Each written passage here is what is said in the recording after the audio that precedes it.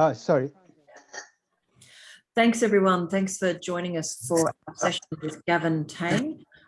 We've got about 50 minutes to have a workshop coordinated by Gavin, and the title of the workshop, oh dear, I've got so many screens open. Gavin will tell you the title of our workshop. It's about community thinking, but yes, thanks so much, folks. Gavin, what's your plan, darling? Are you going to talk for a bit and then I'll open up for Q&A, or are you going to go into interactive? It will be mostly my talking, and but I will take questions at any time. And if they're not quite sort of in the direction where I'm trying to get to, I might leave it for the end. Okay. Okay. So we'll make sure we've got some time at the end. So I might be a little bit rude to some people, unfortunately. That's okay. So folks, if you do have a question, can you either type it into the chat or raise your hand? Putting in the chat's a bit easier because Gavin might be able to keep an eye on that too and answer them as they are relevant to where he's up to. So thanks so much, and over to you, Gavin. All right. Sorry. Okay. Can I screen share? Michelle, can I screen share? Nick, can Gavin screen share yet? Oh, hang on. I don't need to screen share at the moment. I'm sorry. I'm sorry. No, that's okay. We'll make sure that you can when you need. Later on. Okay. I'm gathering that most of you have just come in from the talk I just gave like half an hour ago. Basically, to round it off, we're looking at how a community bank can eliminate, by doing battle with the private commercial banks, how we can eliminate share ownership, how we can supplant the private banks, and how we can eliminate private land ownership in favor of common ownership of land. Basically, we're looking at what we want to do with the bank is to create, is to challenge the whole power of the banking system for credit creation. Now, I just might like to go into credit creation a little bit more.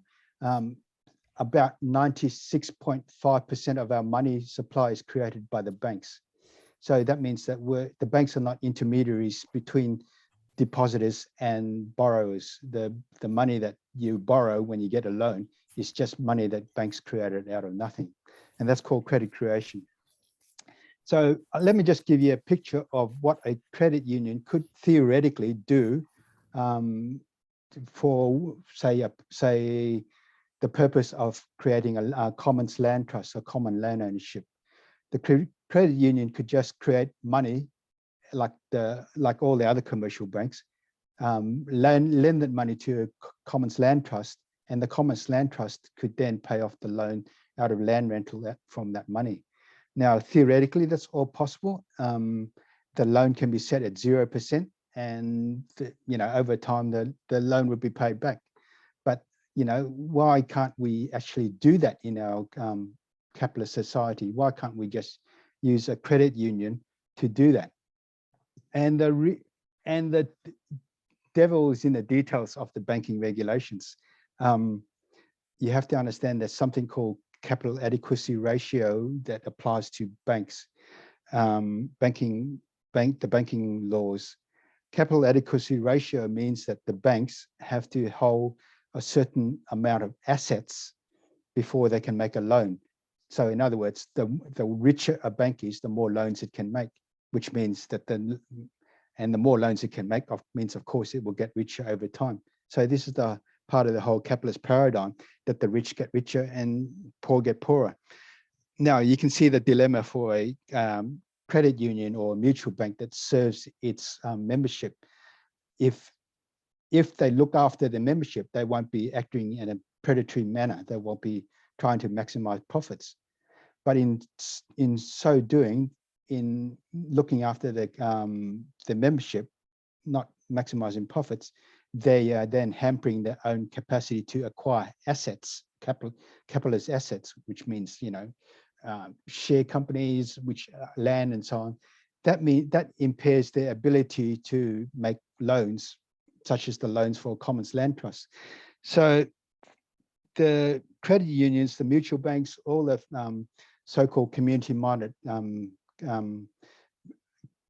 community banks are sort of in a dilemma that they either serve their community now and impair their future ability to make loans, or they act as private banks do and be predators on their borrowers and on their membership so that they can make more loans in the future. But that kind of defeats the purpose. They're not there to be predatory, to prey on their borrowers and members. So that's a dilemma of a credit union.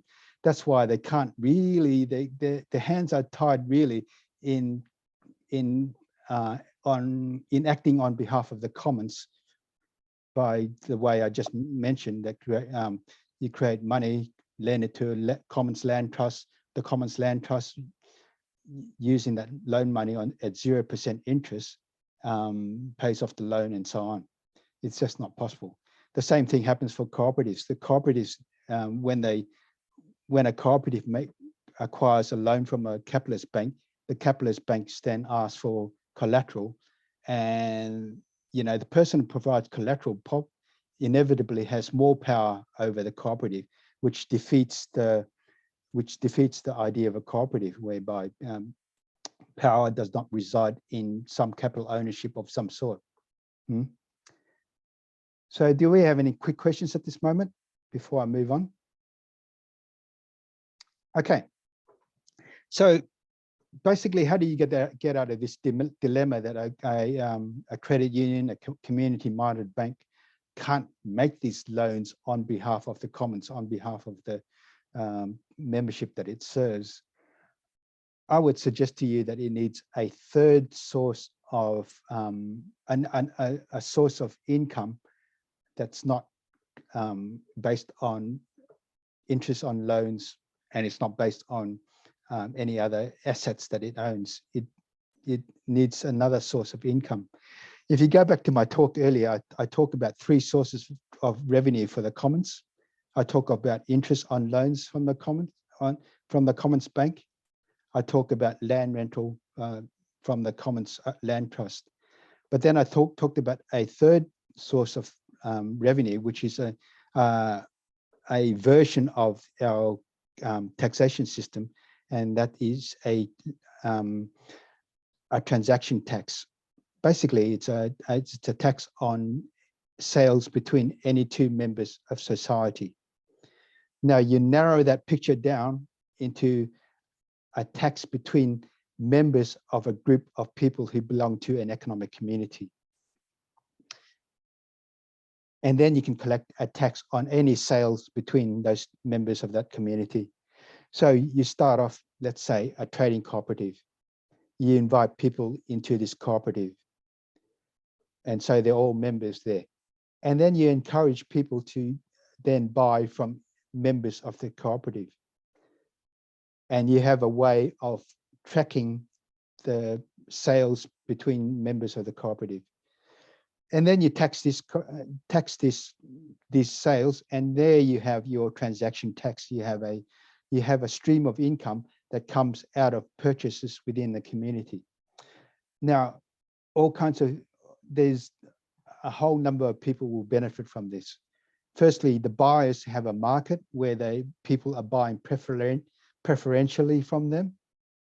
You have buyers themselves who are knowing that they're raising funds for the community when they are making a purchase.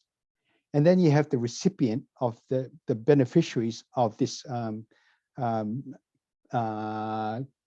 community revenue, which is what I call the not-for-profit sector.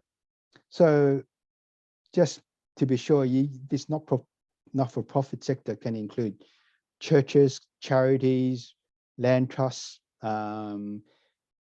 social justice organizations, even including NENA, all kinds of environmental organizations, pretty much any kind of not-for-profit entity will be eligible to receive money from this. So you have this whole cycle where people are buying from fellow cooperative members.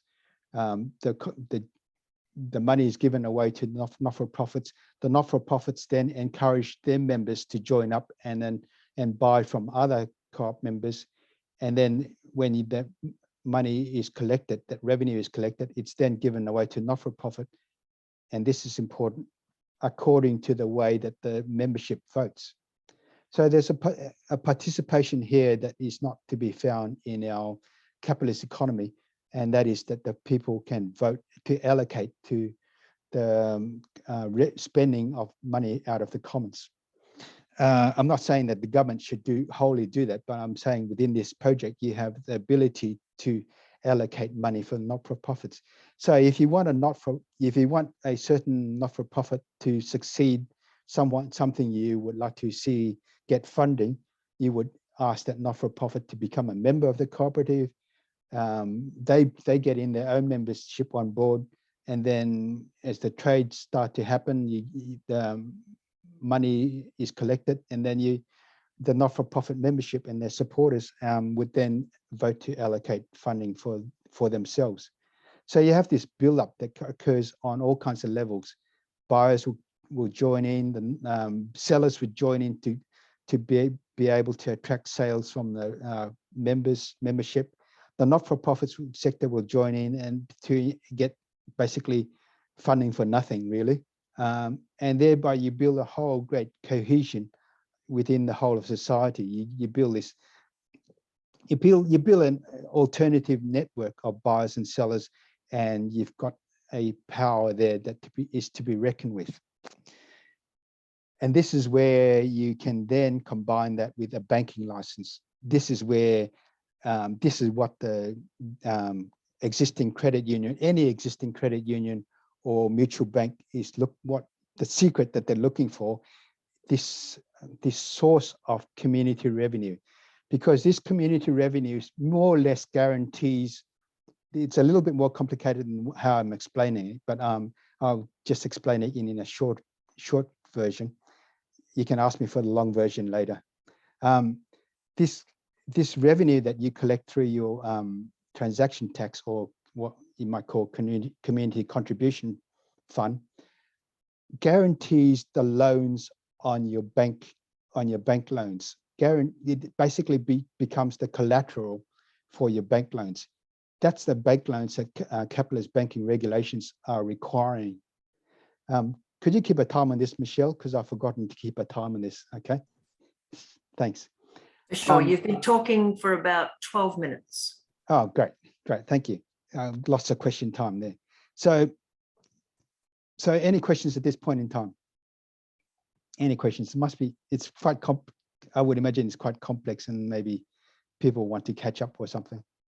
Otherwise, I'll keep talking. Okay. All right. So I've just got one. Yep. Question of clarification, which I've just typed into the chat.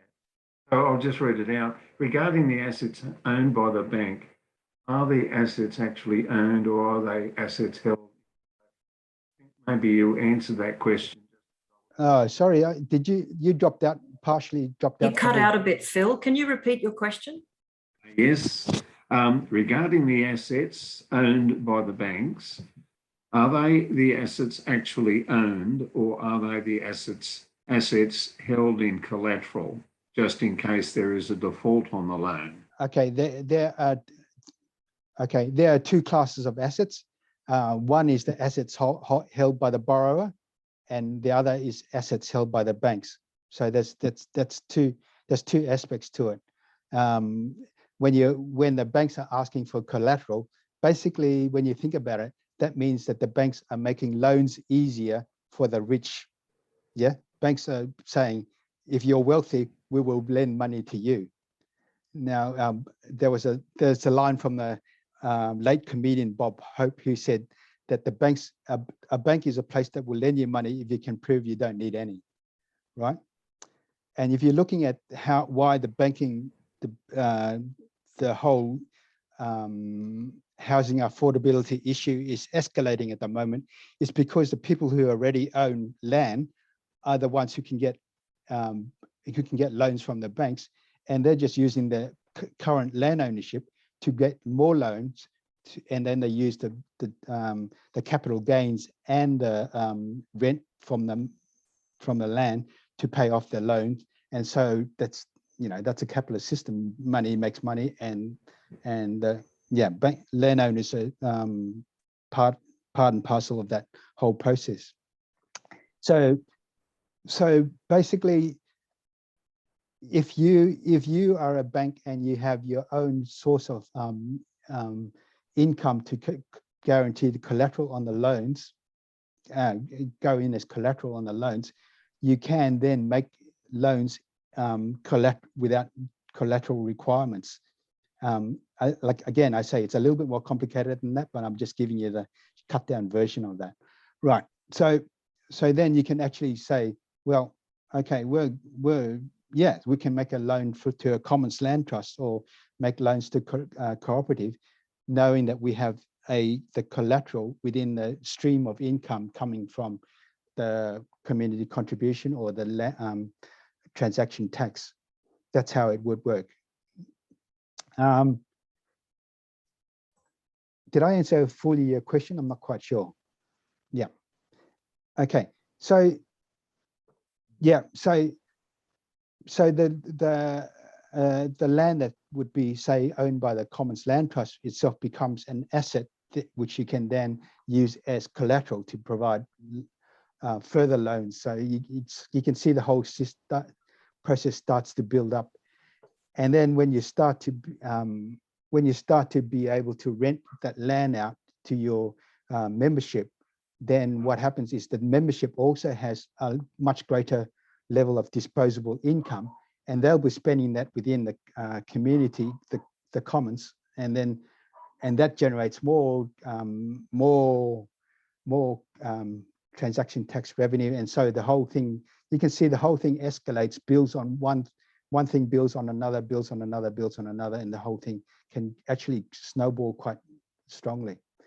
So that's how. Does anyone have any difficulty understanding how transaction tax works?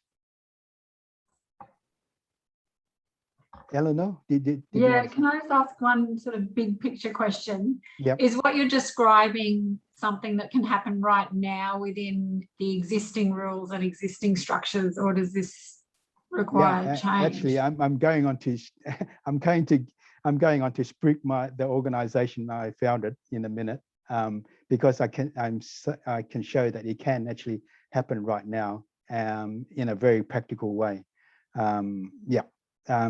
Okay, I'll do that in a minute. So let me just be clear. If you have two members, Jill and Jack, let's call them Jill and Jack, and Jill, they're both members. If Jill knows that Jack is a member and she's buying, say, let's say, hardware preferentially from Jack, so mostly because he's a member, then when she buys that good or service from Jack, she says, I'm a member of the cooperative. She gives her membership number, and Jack then records the sale using an app, a very common app on the phone. And so the co-op can register that sale, and then it would bill Jack at the end of the month for that tax revenue on the 3% or whatever commission at the end of the month. It's fairly straightforward, I think, but how to actually implement it is a lot of work, but we're getting there. I'd like to show you, try to give you an idea how much more income you can generate through in this manner than through interest on loans. Let's say you give $100 as loans, and that $100 as a loan, it comes with the requirement that it's only spent on goods and services within your cooperative. So that $100, when it's spent once, generates, let's say, 3% interest. When the person receives that money and then spends it again with another cooperative member, you've generated 6% or $6 out of that $100 loan. And so it goes on. Now you try to imagine, how do you generate 6% as revenue in terms of in the way of interest on loans, and that's pretty much 1 year's interest. So in 2 trades, you can actually generate the same amount of money as 1 year's interest on that basis. You can see very quickly you're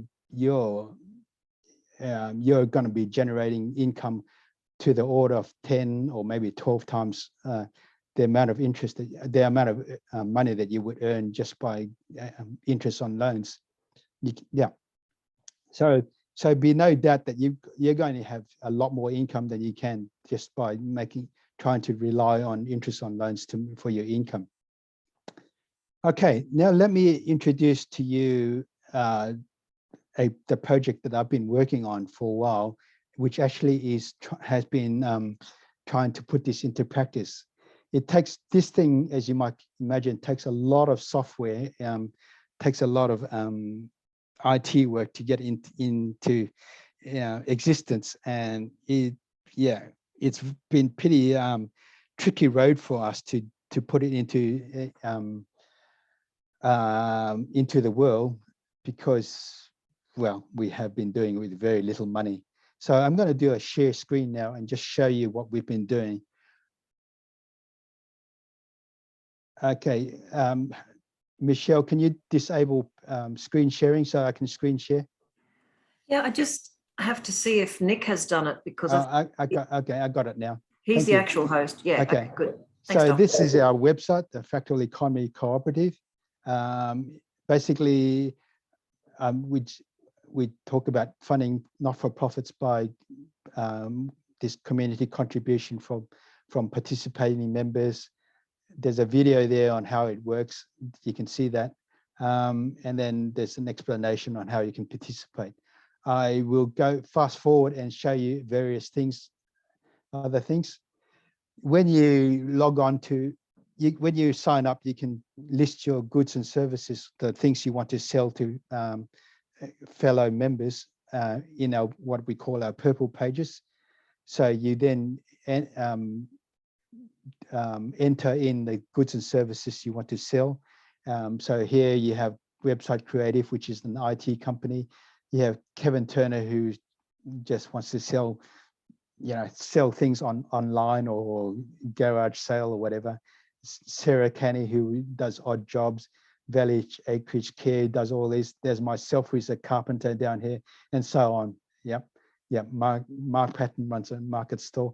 So we're just in the beginning stages of it, because we just kind of redid our software, but it's sort of, we're building on it over time. Yeah. So this is how people get to know that fellow members, but there's other means that are available. You can use our logo, which is up here, to show that you're a cooperative member. You can display that in your coffee shop.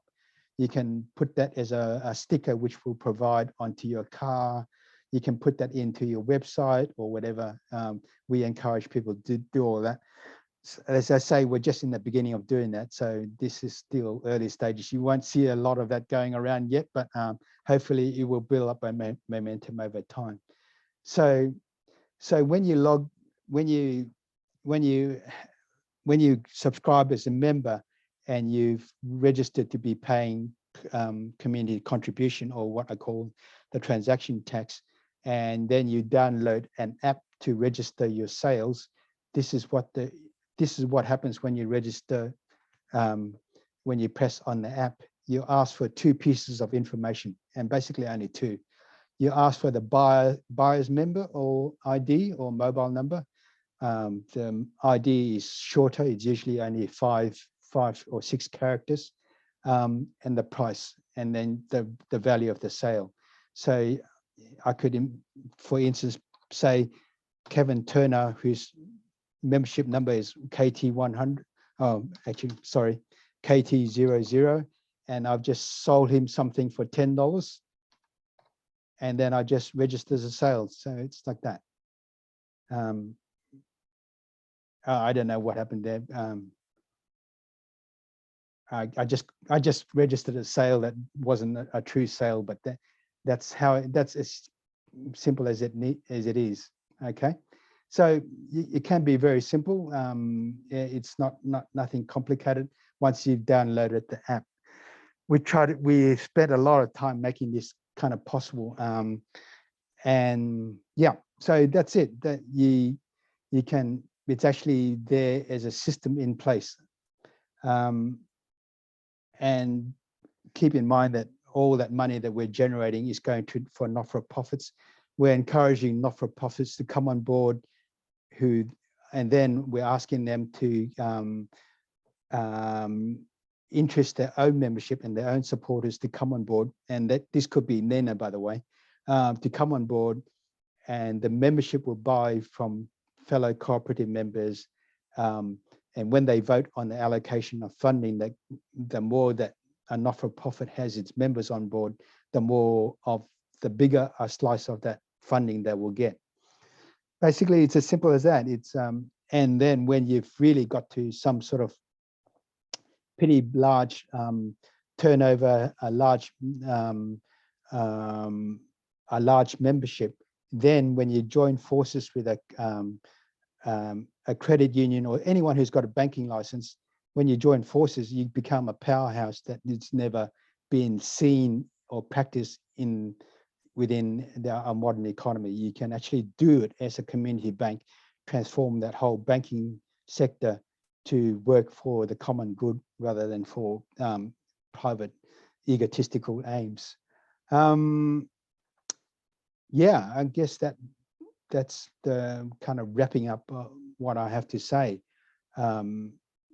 Yep, I might ask Kevin to put up our website on the chat room for anyone who wants to have a look. Otherwise, I'll take questions from here. Yeah. There are no questions in the chat. I think everyone was listening very intently. Other questions? Oh, you don't need to spotlight me. It's the end of a very long week. I don't want to see myself that close. Thank you, darling. Far away is better. Does anyone have any questions for Gavin? Provocations, confusions, clarifications?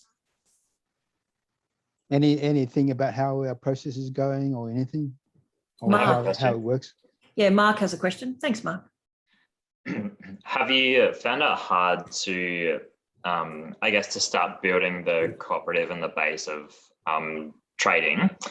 Has it been hard to, I guess, get businesses and also buyers on board to the platform? Like, how has that gone? Yeah, we have spent a whole year revamping our IT system, our software, and our website, and so on. And we've only just started again. And yes, we are finding it difficult. It's one of those things, I think, where it's exponential growth.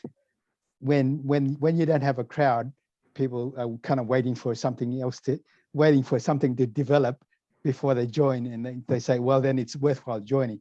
But of course, as you might know about exponential growth, your beginning is very, very, very, very slow, and even when it doubles every few months, doubling from 10 membership to 20 members is like, whoa. But then you get 20 members the following few months, and then you get 40 members the following few months, and then 80 members. We're hoping that we're kind of following that trajectory. And yes, we are on that thing where we're getting it like 20, doubling every month at the moment, which is on the basis of 5 members. It's slow going, but that's how we like to go. Yeah, we like to fast track it a lot by getting a whole lot of not-for-profits on board, and then they getting their membership on board. And then once, when I was training in a cafe a long time ago, the owners told me, put as many clients customers as you can near the window. And the idea was that a crowd attracts a crowd. And I think this process is going to be like that. A crowd attracts a crowd. When people see that there's a lot of people offering goods and services, and then when people see there's a lot of people wanting, preferentially buying from other co-op members, then they start joining. The not-for-profits see that happening, and then they say, yeah, well, I want a slice of that action, and then it snowballs from there. That's the idea of how it works. Yeah. Thanks. Thanks, Mark. Eleanor, did you have a question? I think you're about to take your mute off, or maybe I just read your Zoom body language wrong. And you read my body language right, and I put it in the chat. Oh, good. Did you want to read it out? We've got time. Okay. Minutes. Yeah. I'm wondering if there are any examples yet of going that next step that you were just hinting at, Gavin. So linking a co-op once it's big enough and has lots of funds, linking it with the credit union and providing that collateral to buy property. Yeah, okay, so no, that hasn't happened yet. As far as I know, no one has ever implemented this, what I call this transaction tax. Certain governments, South American governments, have implemented some version of it, but it's only 2% on bank transfers, bank debit tax, I think they call it. And it's actually generating a lot of money for the Colombia, I think specifically, are making a lot of income from this bank debit tax, which is just a version of the transaction tax. But as a national government, you could raise it to 7%, and that could, I'm pretty sure that would cover all, and you tax everything, whether it's for purchase on currencies, whether it's a purchase on shares or options or whatever, you tax it all, and then 7% will just generate any kind of income, that revenue that you need or want. Yet it will also kill off speculative trade, by the way. But so as a community project, no one has ever imagined, I don't even think, that such a transaction tax can be collected. But it can be. It won't be a hurdle for people to pay this tax, because they want to be in on the market for those people who are buying preferentially from fellow cooperative members. So no, this kind of joint venture hasn't happened. By the way, if you did have a bank license, it would be so much easier to collect this transaction tax revenue, because then you just require all your members to be all your bank members to be members of the co-op as well. And then you require that, and you use an app for which they can do all the bank transfers. You can use an app to do bank transfers, credit card transfers, or whatever. And this app then will register the fact that it's a co-op to co-op member transfer, and then the money will be collected. So you're just using your normal debit card to pay for a bank transfer, and that tax will be automatically collected. So when the two elements join together, trading cooperative and the credit union or community bank joins forces, it actually becomes a whole lot easier to collect this tax. If you don't have the bank on board, it's a much harder process to collect this tax, but that's how we have to do it at the moment. So if you know any credit union that thinks this is sort of like, well, something we could run with, I'd be interested. Have you spoken with any? Because that was my next thought, either a credit union or a bank like Bank Australia. Yeah, I'm sort of waiting until we become something of a bit more of a power force, a force to be reckoned with, before I start approaching a bank like Bank Australia. But I'm thinking even just any small credit union that has that could be down on its knees and looking to survive, they might be more open to combining with us. And I'm thinking specifically of a credit union in Queensland that may still be going, Maleny Credit Union. I think they have a pretty sort of progressive cooperative movement going on there, or they used to, and they still might have that sort of ethos going on in Maleny, but no, I'm not sure how that's going for them. Yeah. Yes. Eleanor's actually just written as well. She put the credit union or aligned bank could help to build up your numbers and make you a powerhouse by mutually reinforcing. Oh yeah, it's a mutual thing, because you can imagine our membership would then be banking with them, which then enables again going with capitalist banking regulations. Once we bank with our membership banks with them, then we can also broaden their capacity to make loans and so on. It's a win-win for everyone. But if it's a true credit union, or a true mutual bank, they'll actually see that what we are doing within our cooperative is actually what they really want to do, as a credit union or bank, and thereby they'll know, well, there's no need to keep the two entities separate. It can be just one entity, and it'll be a merger rather than a partnership. But that's further down the track. Yeah. Are there any other questions? And I am aware that it's been a really long, absolutely excellent. If everyone's brain's getting tired, then you're with me. I'm with you. Yeah, thanks for hanging in here at the end of the long day. Yeah, no, and thanks for being patient and giving your presentation at the end of the day too. Well, yes, okay. I had to take. Yep. Well, no, some people do complain and they get back to you quite vociferously. Hey, there's a little comment here from John Ball. The People's Choice Credit Union might be interested. Oh, thank you for that. Thank you. AGM is next Tuesday, says John. Okay, I'll look them up and see how they're going. What I normally do is I look up the directors and see what sort of background they have, and then and I can gauge from the directors and their background what kind of people I would be dealing with initially anyway. If I can, I'm confident. Credit union, yeah. I don't know much more about it, but it was just my credit union. They community concern. So, but yeah, you have to explore it. Yeah, if I know that if I can reach the membership directly, I'm pretty sure I can convince the membership that this is the way to go. But I got to be able to connect with them first, and I don't quite know how to do that. So if anyone has ideas, please send it to me. Yeah. Excellent. Any other thoughts or comments? I'm going to release you all into the wild a little bit early, like happy school children running free. And if it's any comfort, 2 other sessions I think have broken out already. So okay. Thanks. But Gavin, as I said in the previous session where you and Kevin were talking, NENA's really keen to bring you, Kevin, and others back to talk about the kind of the banking finance side of things within the core work we do, but also within a new stream of work where we're exploring this whole theme of rethinking value. On the one hand, it's philosophical, but on the other hand, it's about how do we practically ignite people's imaginations about rethinking the value that we're protecting, supporting, and creating. So yeah.